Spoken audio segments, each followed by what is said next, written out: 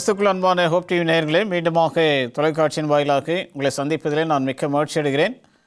இந்த நாளில் இந்த சத்திய வசனங்களை தியானிப்பதற்காக நீங்கள் தொலைக்காட்சி முன்பாக வந்திருப்பதற்காக நான் தேவனை ஸ்தோத்திரிக்கிறேன்.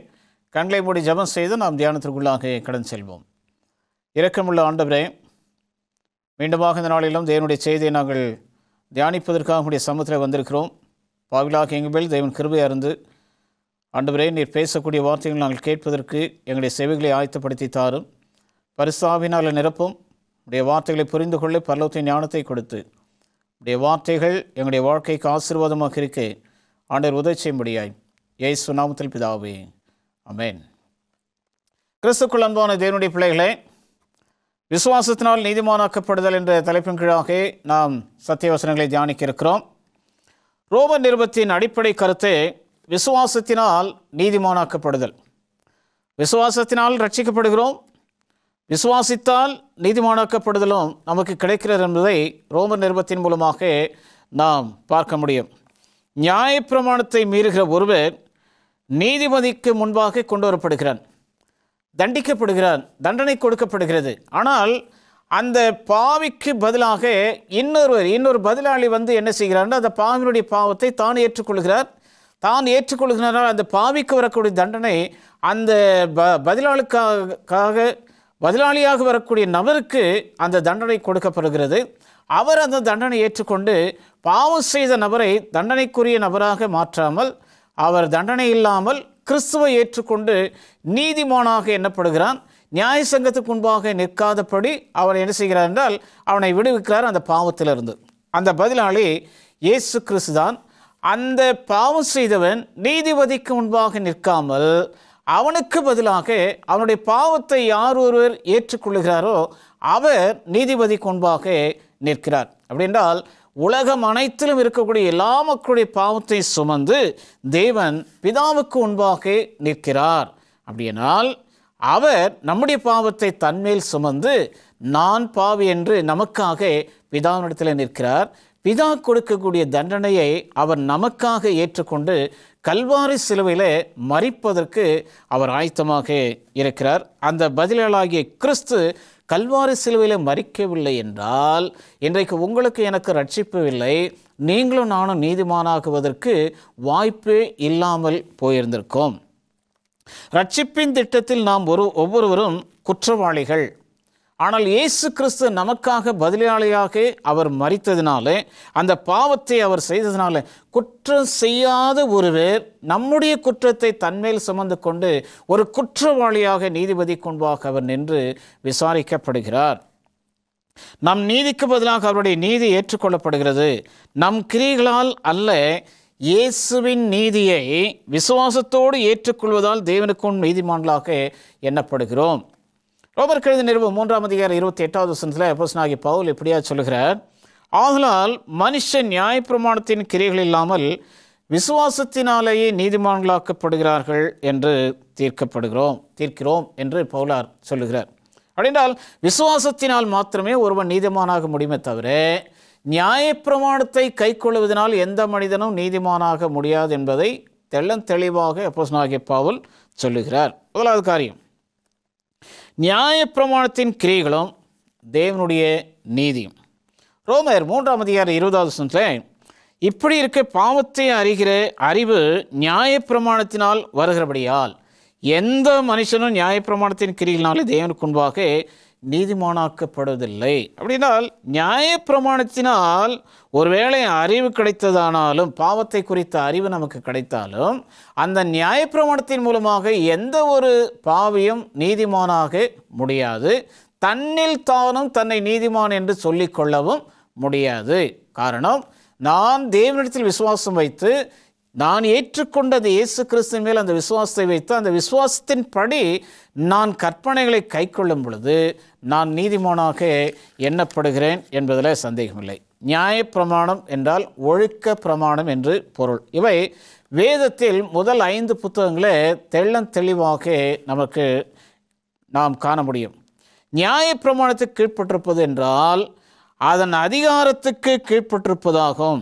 நியாயப்பிரமாணம் நம்முடைய குறைகளையும் குற்றங்களையும் தேவனுக்கு முன்பாக வெளிப்படுத்துகிறது.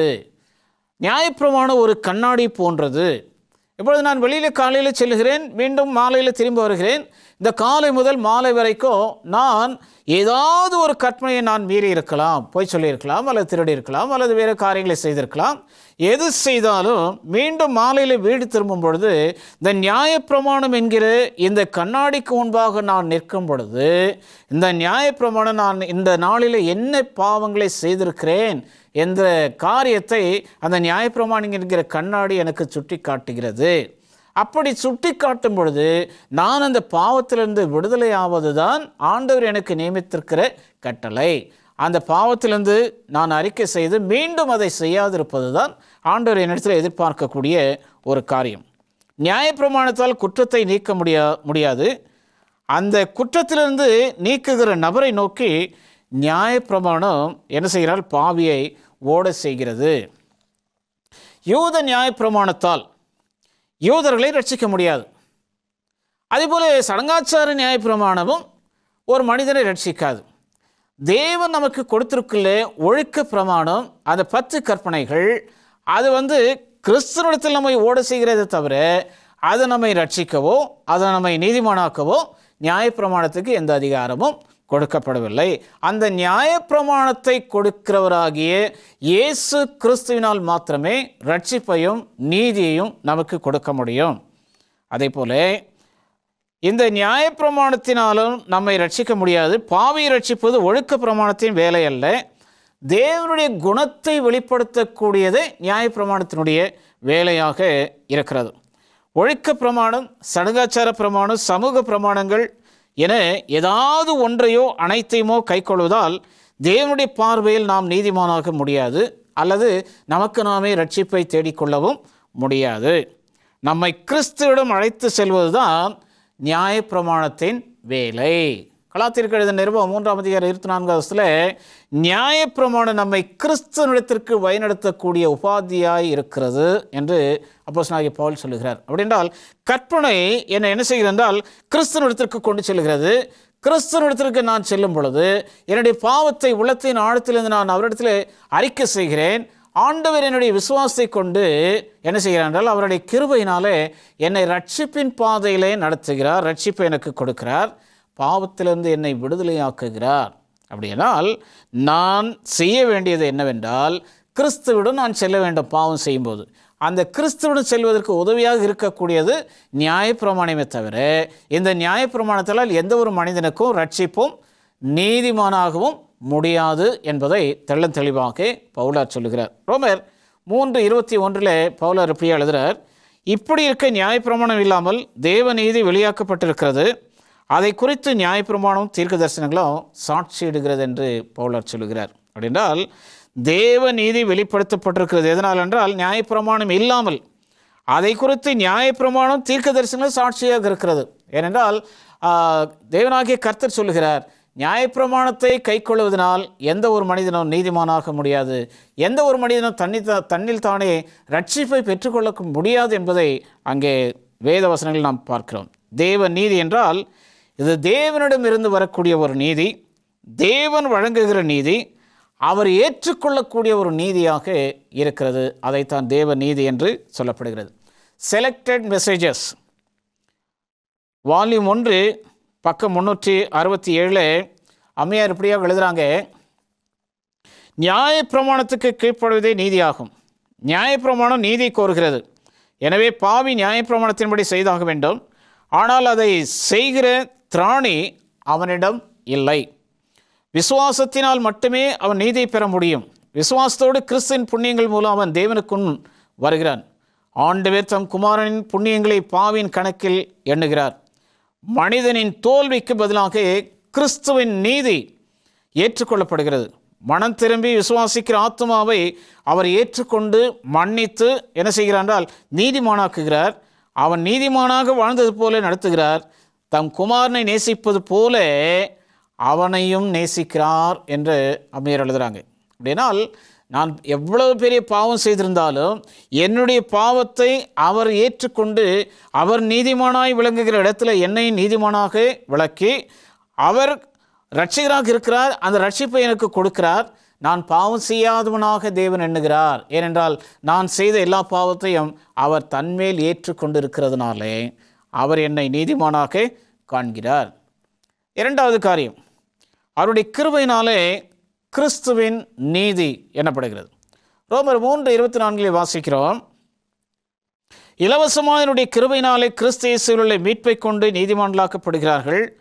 நீதிமானாக்கப்படுதல் என்றால் நீதிமானாக அறிவித்தல், நீதிமானாக எண்ணுதல், குற்றவாளி இல்லை என்று அறிவித்தல், குற்றத்தை முழுமையுமாக அப்படியே மறைத்து நான் குற்றம் செய்யாதவனாக எண்ணக்கூடியவனாக என்னை மாற்றுவது நீதிமானாக்குதல்.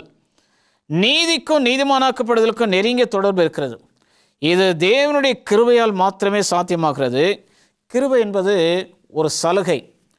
இது கடையில் போய் வாங்கக்கூடிய ஒரு பொருள் அல்ல, அல்லது என்னுடைய பணத்தை செலவழித்து வாங்கக்கூடிய ஒரு காரியம் அல்ல. தேவன் இலவசமாய் கொடுக்கக்கூடிய ஒரு காரியம். அதை எல்லாருமே பெற்றுக்கொள்ள முடியும். கிருபை தகுதி இல்லாதவர்களுக்கு காட்டப்படக்கூடியதுதான் கிருபை. அப்படின்றால் நான் ரட்சிப்பை பெற தகுதி இல்லாத நிலையில் ஆண்டவர் என்னை ரட்சிப்புக்குள் கொண்டு வருகிறார் என்றால் அது அவருடைய கிருபையாக காணப்படுகிறது. ரோமர் 5:1 பவுலர் சொல்லுகிறார், இவ்விதமாக நாம் விசுவாசனாலே நீதிமான்களாக்கப்பட்டிருக்கிறபடியால் நம்முடைய கர்த்தராகிய இயேசு கிறிஸ்து மூலமாய் தேவனிடத்தில் சமாதானம் பெற்றிருக்கிறோம். அப்படினால் பிதாவுக்கும் நமக்கும் இடைப்பட்ட அந்த காலங்கள் பாவம் செய்து தேவனை காணக்கூடியாத சூழ்நிலையில் பாவிகள் இருந்தார்கள். கிறிஸ்துவானவர் பிதாவுக்கும் மக்களுக்கும் இடையில் ஒரு பாலமாக நின்று அவர் என்ன செய்தார் என்றால், எதை இழந்தோமோ மீண்டுமாக அதை பெற்றுக்கொள்வதற்கு அவர் நடுநிலையாக நின்று அந்த சமாதானத்தை ஆண்டவர் பெற்றுக் கொடுத்தார். ஆனால் ஆண்டுடைய வருகை மட்டும் நீங்களும் நானும் அவருடைய சமாதானத்தை அனுபவிக்கக்கூடியவர்களாக இருக்க வேண்டும்.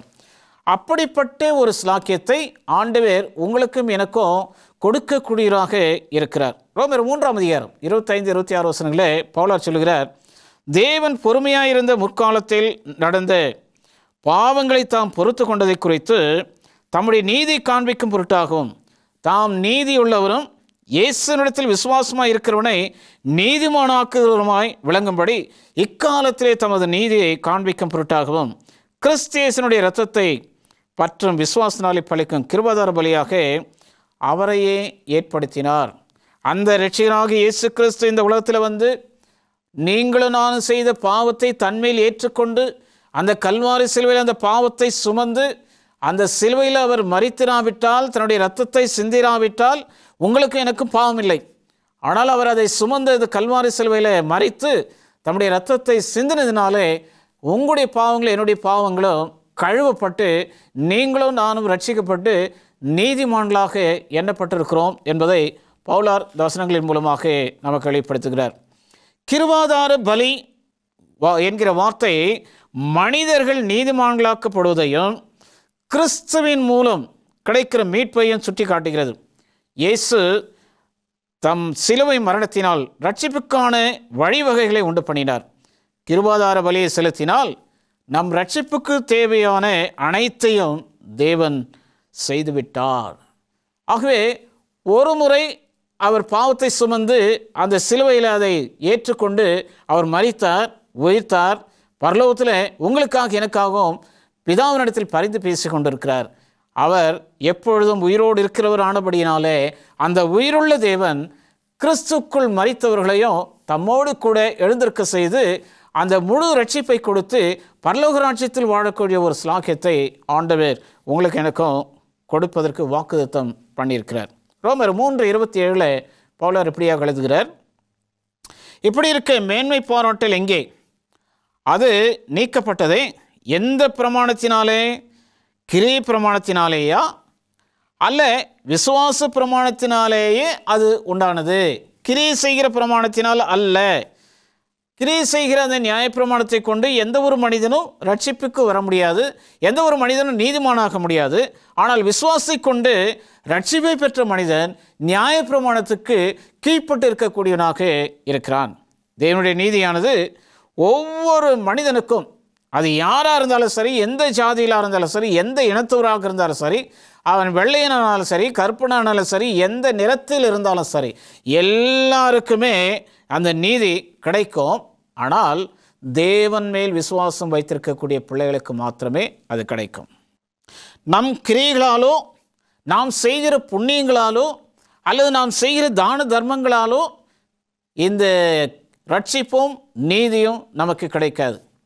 கர்த்தராகிய இயேசு கிறிஸ்துவை நான் ஏற்றுக்கொண்டு அவரிடத்தில் விசுவாசம் வைத்து அவருடைய கற்பனையின்படி நான் செய்யும் பொழுது இந்த ரட்சிப்பு, இந்த நீதியை நான் பெற்றுக்கொள்ள முடியும் என்பதில் எந்தவித சந்தேகமில்லை. இயேசுவின் மீதான விசுவாசத்தினாலும் அவர் நமக்காக செய்திருக்கக்கூடிய எல்லா காரியங்களினாலும் இந்த ரட்சிப்பும் நீதியும் நமக்கு கிடைத்திருக்கிறது என்பதை நாம் நம்பி இருக்க வேண்டும். மூன்றாவது காரியம், நியாயப்பிரமாணத்தின் கிரியைகள் இல்லாமல்.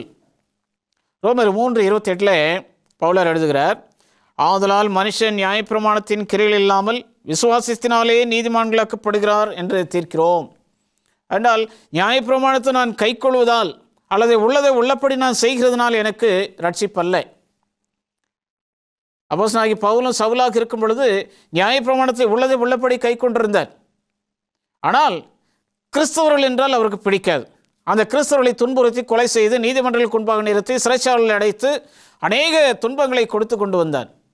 ஆனால் பவுலாக மாறிய பிற்பாடு, தேவனுடைய கிருபை அவன் பெற்ற பிற்பாடு, தேவனுடைய கிருபையினால் அவன் ரட்சிக்கப்பட்ட பிற்பாடு, கிறிஸ்துவினுடைய சுவிசேஷத்தை அநேக புறஜாதிகள் மத்தியில் சுவிசேஷத்தை அறிவிப்பதற்காக அப்போஸ்தலனாகிய பவுல் தெரிந்து கொள்ளப்பட்டார். அப்படினால் நியாயப்பிரமாணத்தை அவர் கை கொண்டதினால் நீதிமானாக்கப்படலை, தேவன் மேல் அவர் வைத்த விசுவாசத்தினால் நீதிமானாக்கப்பட்டிருக்கிறார். அதே போல நீங்களும் நானும் தேவன் மேல் வைக்கக்கூடிய விசுவாசத்தினால் நீதிமான்களாக்கப்படுவோம் என்பதில் எந்தவித சந்தேகமில்லை. இந்த முறைமையின்படி வாழ்வதற்கு ஒரு யூதன் எவ்வளவுதான் நேர்மையாக முயன்றாலும் அவன் இயேசுவை மேசியாவாக ஏற்றுக்கொள்ளாவிட்டால் நீதிமானாக முடியாது. அப்படினால் அவன் இயேசு கிறிஸ்துவை ஏற்றுக்கொள்ளக்கூடியவனாக கிறிஸ்துவனிடத்தில் உள்ளபடியே தான் எங்கிருந்தாலும் சரி, எந்த பாவத்தில் இருந்தாலும் சரி, எந்த சூழ்நிலையில் இருந்தாலும் சரி, கிறிஸ்துவனிடத்திலே ஓடி வர வேண்டும். கிறிஸ்துவனிடத்திலே ஓடி வந்து தன்னுடைய உள்ளத்தின் ஆழத்திலிருந்து, ஆண்டவரே நான் உமக்கு விரோதமாக இந்த பாவங்களை செய்திருக்கிறேன், என்னை தயவாக மன்னியும் என்று சொல்லி மீண்டும் அந்த பாவத்திற்குள் செல்லாதபடி கிறிஸ்துவை தன்னுடைய சொந்த ரட்சகராக ஏற்றுக்கொண்டு அவர் மேல் விசுவாசம் வைத்து முன் செல்கிறவனுக்கு இந்த நீதியும் ரட்சிப்பும் இலவசமாக கிடைக்கிறது என்பதில் எந்தவித சந்தேகமும் இல்லை. டெஸ்டிமோனிஸ் என்ற புத்தகத்தில் 456 பக்கத்தில் அம்மையார் பிரியாக்கள் எழுதுகிறாங்க, விசுவாசத்தினால் நீதிமானாக்கப்படுதல் என்றால் என்ன என்கிற கேள்விக்கு அம்மையார் பதில் எழுதுகிறாங்க, மனிதனுடைய மகிமையை குப்பையில் போட்டு அவன் தன் திறமையால் தனக்கு செய்ய முடியாததை தேவன் அவனுக்காக செய்கிற கிரியைதான் நீதிமானாக்கப்படுதல். நீதிமானாக்கப்படுதல் சம்பாதிக்கிற ஒன்று அல்ல, அல்லது என்னுடைய சம்பாத்தியத்திலிருந்து ஒரு பெரிய தொகையை செலுத்தி மாதம் மாதம் அதை செலுத்தி ஒரு 10 வருடங்களோ 20 வருடங்களோ சேர்த்து வைத்து அதை கொடுத்தால் எனக்கு நீதி கிடைத்துவிடும் என்றால் நாம் சத்தியத்தை அறிய வேண்டிய அவசியமில்லை. நாம் சத்தியத்தை அறிந்து கொள்வதற்காக திருச்சபைக்கு செல்ல வேண்டிய அவசியமில்லை. தேவனுடைய திருவசனங்களை வாசிக்க வேண்டிய அவசியமில்லை, ஜெபிக்க வேண்டிய அவசியமில்லை. நாம் போய் அதை 10 வருடங்களுக்கு பிறகோ அல்லது 20 வருடங்களுக்கு பிறகோ ஒரு குறிப்பிட்ட பணத்தை செலுத்தி நாம் அதை பெற்றுக்கொள்ளலாம். ஆனால் அது கிடைக்கக்கூடிய ஒரு பொருள் அல்ல, தேவன் இலவசமாய் கொடுக்கக்கூடிய ஒரு பொருளாக எண்ணப்படுகிறது. பாவ நிவாரண பலியை விசுவாசிப்பதால், இந்த பாவ நிவாரண பலி என்றால் பிரதான பலியாக இயேசு கிறிஸ்துவானவரே உங்களுக்காகவும் எனக்காகவும் கல்வாரி சிலுவையில் மரித்து தம்முடைய இரத்தத்தை சிந்தி அந்த இரத்தத்தை கொண்டு உங்களையும் என்னையும் கழுவி நம்மை நீதிமான்களாக ஆக்கியிருக்கிறார். அந்த பலியை நாம் விசுவாசிப்பதால் பெறக்கூடிய ஒன்று ஒழுக்க பிரமாணத்தை கை கொள்ள வேண்டும் என்றும் வேதம் தெளிவாக கூறுகிறது. தேவனை விசுவாசித்து ரட்சிக்கப்பட்ட மக்கள் நியாயப்பிரமாணத்துக்கு கீழ்ப்படிய வேண்டும். அப்படினால் நியாயப்பிரமாணத்தில் நமக்கு ரட்சிப்பில்லை, நியாயப்பிரமாணத்தினால் ஒருவன் நீதிமானாக்கப்படுவதில்லை. ஆனால் கிறிஸ்துவின் இரத்தத்தால் கழுவப்பட்டு பாவங்கள் மன்னிக்கப்பட்டு ரட்சிக்கப்படுகிற நீதிமான் யாராக இருந்தாலும் நியாயப்பிரமாணத்துக்கு கீழ்ப்பட்டிருக்க வேண்டும். ஒழுக்க நியாயப்பிரமாணம் 10 கற்பனைகள். மத்தேயு சுவிசேஷம் 19ஆம் அதிகாரம் 17ஆவது வசனத்தில் ஆண்டவராகிய இயேசு சொல்கிறார், அதற்கு அவர், நீ என்னை நல்லவன் என்று சொல்வானேன், தேவன் ஒருவர் தவிர நல்லவன் ஒருவனும் இல்லையே, நீ ஜீவனில் பிரவேசிக்க விரும்பினால் கற்பனைகளை கைக்கொள் என்று சொல்லி ஆண்டவர் சொல்றார். அப்படினால் உலகத்தில் நன்மை செய்கிறவன் ஒருவனுமே இல்லை, நல்லவனும் இல்லை, தேவன் ஒருவரே நல்லவர் என்று ஒரு அர்த்தத்தோடு ஆண்டவராகிய இயேசு கிறிஸ்து அந்த வாலிபனை பார்த்து சொல்லுகிறார். நீ ஜீவனில் பிரவேசிக்க வேண்டும் என்றால் கற்பனைகளை கைக்கொள். ஆண்டவர் மேல் வைத்திருக்கக்கூடிய விசுவாசம் மாத்திரமல்ல, நீ கற்பனைகளையும் கை கொண்டால்தான் எங்கே போக முடியும்? நித்திய ராஜ்யத்திற்குள்ளாக பிரவேசிக்க முடியும் என்று சொல்லுகிறார். வெளிப்படுத்தல் 22:14 ஜீவவருட்சத்தின் மேல் அதிகாரம் உள்ளவர்களாவதற்கும் வாசல்களுடைய நகரத்திற்குள் பிரவேசிப்பதற்கும் அவருடைய கற்பனையில் இப்படி செய்கிறவர்கள் பாக்கியவான்கள் என்று எழுதப்பட்டிருக்கிறது. அப்படின்றால் நான் ரட்சிப்படைந்திருக்கிறேன், தேவனுடைய நீதியை நான் பெற்றிருக்கிறேன், நீதிமானாக்கப்பட்டிருக்கிறேன். ஆனால் இது என்னை பரலோக ராஜ்யத்துக்கு கொண்டு செல்லாது. நான் மீண்டும் ரட்சிக்கப்பட்டிருக்கிறேன், நான் நீதிமானாக்கப்பட்டிருக்கிறேன். நான் தேவனுடைய ஒழுக்க நியாயப்பிரமாணத்தை கை கொண்டால்தான் நித்திய ராஜ்யத்திற்குள் நான் பிரவேசிக்க முடியும். ரோமர் 2:13 அப்போஸ்தலனாகிய பவுல் சொல்லுகிறார், நியாயப்பிரமாணத்தை கேட்கிறவர்கள் தேவனுக்கு முன்பாக நீதிமான்கள் அல்ல, நியாயப்பிரமாணத்தின்படி செய்கிறவர்களே நீதிமான்களாக்கப்படுவார்கள். நியாயப்பிரமாணத்தை கேட்பது மாத்திரமல்ல, நியாயப்பிரமாணத்தின்படி செய்கிறவர்களும். எப்பொழுது என்னுடைய பாவத்தை நான் தேவனுக்கு முன்பாக அறிக்கை செய்து தேவனுடைய ரட்சிப்பை பெற்று நீதிமானாக்கப்பட்டிருக்கிற நான் நியாயப்பிரமாணத்துக்கும் நான் கீழ்ப்பட்டிருந்தால்தான் நீதிமானாக்கப்பட முடியும். இந்த நியாயப்பிரமாணத்துக்கு நான் கீழ்ப்படியாமல் இருந்தால் நான் நீதிமானாக்க முடியாது.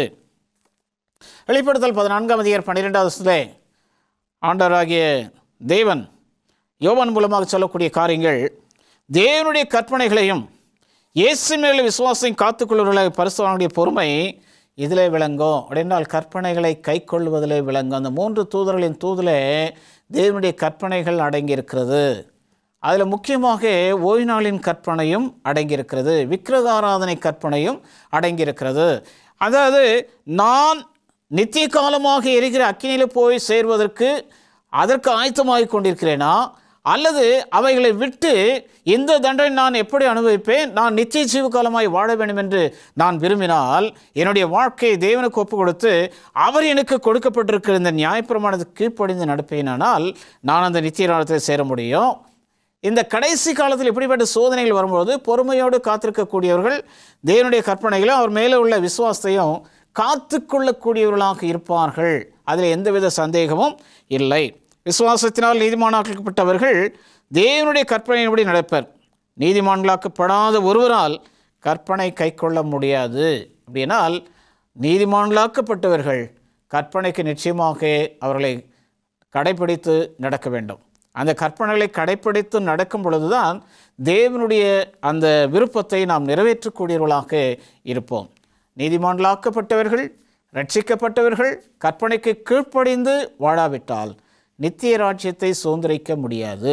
ஆகவே அவருடைய இலவசமான அந்த ரட்சிப்பையும் நீதிமானாக்கப்படுதலையும் பெற்றவர்கள் தேவனுடைய கற்பனைக்கு கீழ்ப்படிந்து வாழும் பொழுது நித்திய ஜீவன்களை பிரவேசிக்க முடியும். அப்படிப்பட்ட பாக்கியத்தை ஆண்டவர் உங்களுக்கு என கொடுத்து ஆசீர்வதிப்பாராக. ஜெபம் செய்வோம். உன்னதங்களில் வாசமாக இருந்து பூமியின் மணமக்களை கண்ணை பார்த்து வருகிற பரலோக பிதாவே, கேட்ட நல்ல சத்தியங்களுக்காக நன்றி செலுத்துகிறோம். அதன்படி ஜீவிக்க ஆண்டவர் எங்களுக்கு உதவி செய்யும். இந்த சத்தியங்களை கேட்டுக்கொண்டிருக்கிற நேயர்களையும் அவருடைய குடும்பங்களையும் ஆசீர்வதியும். அவருடைய தேவைகள் எல்லாவற்றையும் கர்த்தர் சந்தியும். இந்த நாளில் இந்த செய்தியின் ஆசீர்வாதங்களை அவருடைய குடும்பங்களை நீர் பொழிந்தரலும். இன்னும் அநேகர் இந்த நிகழ்ச்சி காண்பதற்கு நேயர்கள் உதவி செய்யத்தக்கதாக ஆண்டவர் அவர்களுக்கு உண்டான நண்பர்களுக்கு இதை பகிர்ந்து சொல்லத்தக்கதாக கர்த்தர் கிருபை செய்தரலும். இயேசு நாமத்தில் பிதாவே, ஆமென். கிறிஸ்துவுக்குள் அன்பான தேவனுடைய பிள்ளைகளே, இந்த நாளின் செய்தி உடைய வாழ்க்கைக்கு ஆசீர்வாதமாக இருந்திருக்கும் என்று நான் விசுவாசிக்கிறேன். நீங்கள் பெற்ற இந்த நன்மையை பிறரும் பெற்று அனுபவிக்க நீங்கள் உதவி செய்யுங்கள். மற்றவர்களையும் இந்த நிகழ்ச்சியை காணும்படி செய்யுங்கள். கர்த்தர் உங்கள் ஒவ்வொருவரையும் ஆசீர்வதிப்பாராக. ஆமென்.